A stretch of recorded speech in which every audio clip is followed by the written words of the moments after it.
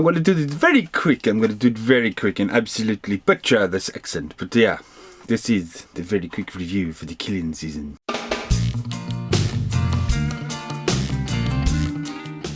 Okay, so that was my terrible Bosnian, Russian.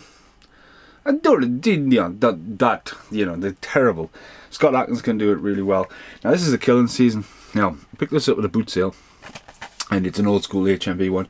I had to go around and stick all these stickers on the top for once. 5 for 30, so you could see it in the spine. So it's quite a good offer. It's long gone now. It's only 2 for 13.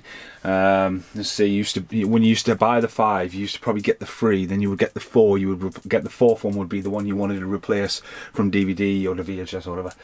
Then you would take a chance for the 5th one. But I picked this one at the boot sale, sucker for a slip case. It was in pristine condition, 50 pence I think it was. Now the front cover, I think it's really well done. John Travolta and Robert De Niro down there. Robert De Niro's got a gun, Travolta's got a bow. The ultimate form of war is one-on-one. And on the back, it's got it's done a lot of good, like, effort on the artwork. Now Robert De Niro has come out openly and said he does a lot of stuff now for his paycheck for his grandchildren, which I think is fucking awesome.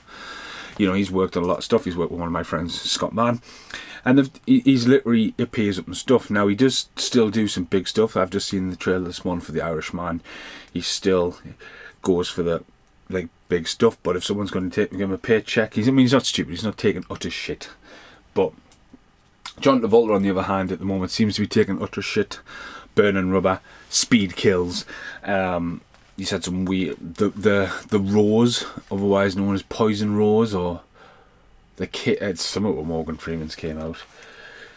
John Travolta seems to like had more comebacks than Rob Van Dam in WWE. He's just like, you know, he constantly just keeps returning. So anyway, I put this on and it's weird. It starts, the font's a little bit weird. It's very open and shows you the landscape, and the titles come up. So it's Robert De Niro, John Travolta.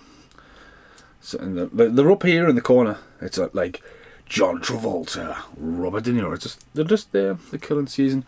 The only other person you recognise in this is Milo, not my cat Milo, but the kid from Heroes, Rocky Balboa's son.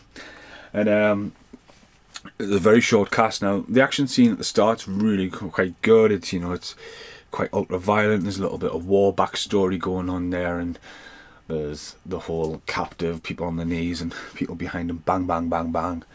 And it's very darkly done, and it's one of those films where it's got a lot of night for day stuff going down, and it's got that filter on it where it just doesn't look right, you know. So it's not right, and your brain's going, what's wrong with that? And while you go, it's filmed in broad daylight and made it look like nighttime. Or it's got that, you know, it's got the golden hour when it's just normal 12 o'clock dinner time, you know what I mean? So it's had a lot of colour temperament with. So anyway, so after the flashback of the story, Robert De Niro lives out in the sticks. And he's got his little house, and I don't know, plays a little bit on Deer Hunter, you know. This is Robert De Niro. See, this film to me there's the script, there's the idea. And as a director and as the one to produce it, you've got 2 actors. Now this could have been fucking anybody. They would have literally, it's been done well, but they could have approached a lot of different people. You know, like, what's Van Damme doing? What's Seagal doing? It was one of them with cliches. But they went with Robert De Niro. I think he probably might have been their first choice. I don't think John Travolta would have been their first choice as the baddie, because John Travolta plays the Bosnian guy. So this guy comes all the way from the other side of the world to track down the guy who, spoiler alert, went to shoot him in the back of the head, missed the back of his head, and then he shot him in the back and thought he was dead, and it's like 15 years later and he's come back. Go and get him. Let's just stop doing that accent. So anyway, Robert De Niro is just living out his life in the fucking woods, you know, solitary man. His son wants him to come to his baptism for his child. He's not going to do it. He's just became a proper recluse, has proper PTSD, post-war syndrome and all that kind of stuff, and just sits and drinks and listens to Johnny Cash over and over again. Meanwhile, saying that, he does have a like moment. He's going to drive to town, and all of a sudden his car breaks down just as John Travolta is standing in the rain. Hi, Scott. And he's going, I'll fix that for you. And he's going, okay. At one point, Robert De Niro really feels suspicious about a random guy in the middle of the woods, you know, backpacking, camping. So anyway, they turn around and they go back. It starts to rain really bad. And they hit the Jägermeister, get smashed, tell some more stories. and cook some tea and stuff, and John Travolta leaves for the night. He's got this weird strap-on beard going down as well. So anyway, the next day they go out for a hunt, you know, bow and arrow kinds of stuff. And it gets a bit creepy because Robert De Niro's like, "Where are you? I need to help you." And he's like, "You are now the target." And it's like, okay, that's quite a creepy turn. So yeah, so then the hunt is on, you know. I think it's bow and arrow in the leg or something. And it's scratch for survival, run through the forest, a couple of fucking campfire tricks and shit like that. And it's a lot of intercom creepiness. And it gets really cool when John Travolta gets shot with a bow and arrow right, like, let me tell you, I got these scars through his cheeks and stuck to the wall. And then the film, to me, starts to go downhill.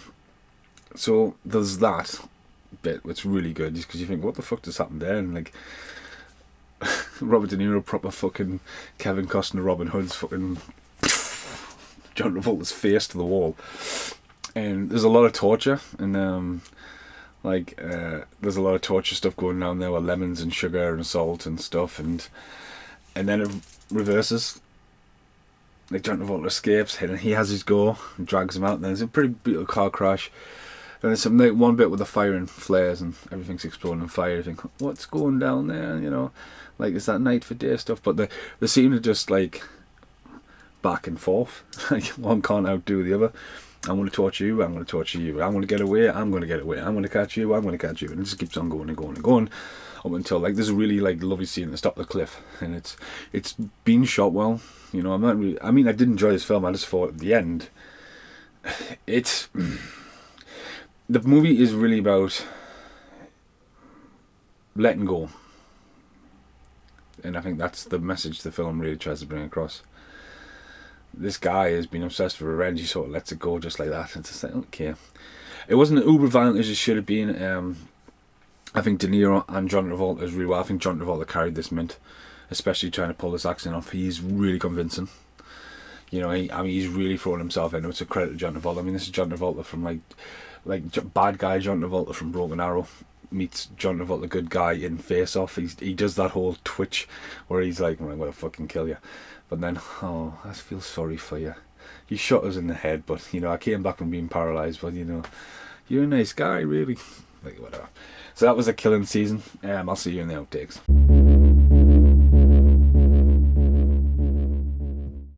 Just had a making of feature, which I didn't bother watching.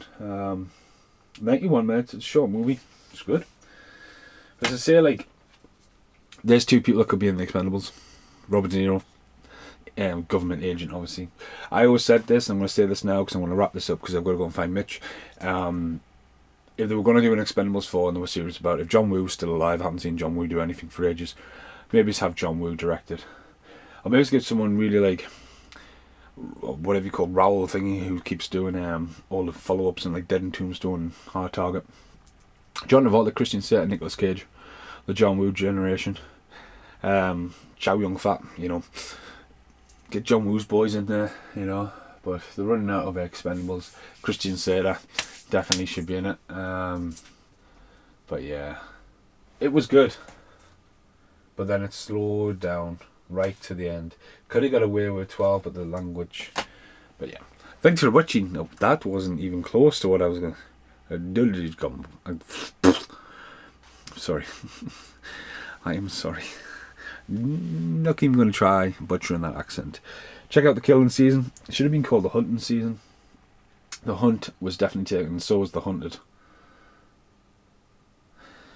Because, to be honest with you, right at the end of this video, it's called the killing season. Except for the 4 people who get shot in the back of the head, including John Travolta, not dying when he gets shot in the back of the head. No one actually dies in this movie. When you think about it. The killing season. Hunting season. Payback. That's definitely taken. Face Off. Oh yeah, that's definitely taken. Arrow in Face. The move. Right, I'm going to go to work. Killing season's a poor name for the film, and no one gets killed. Thanks for watching. Goodbye for now. And now, the end is here.